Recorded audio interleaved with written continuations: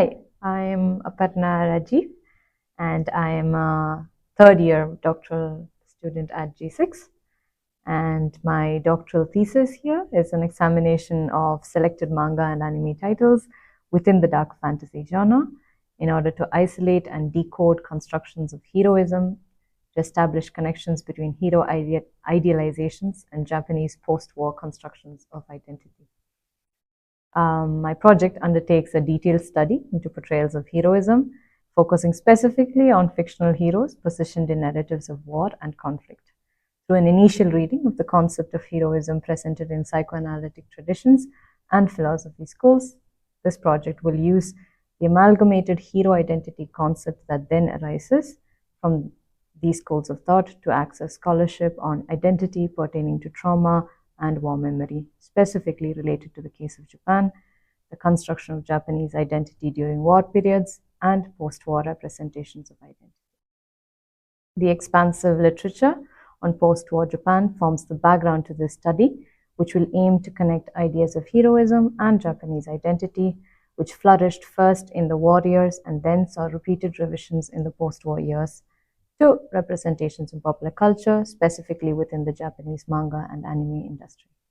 Within such representations itself, the tragic hero, situated in traumatic narratives, becomes the most accessible fictional site of remembrance and reimagined memory, in part because of the narrative that mirrors real-world trauma, and in part because of these children's inherent relatability.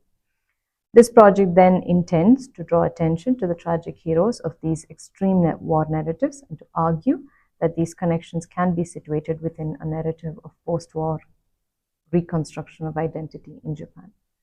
This project examines 4 works examining 4 decades, Devilman, Berserk, Code Geass, and Attack on Titan, to address how trauma, identity, and agency shape heroism in narratives deeply embedded in conflict.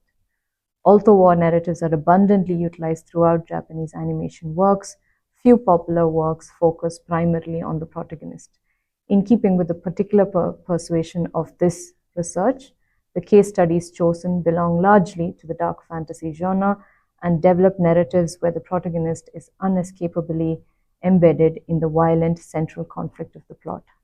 The animated tragic heroes here are mostly young adolescent boys whose changeling bodies become the perfect site for contestations of individual identity.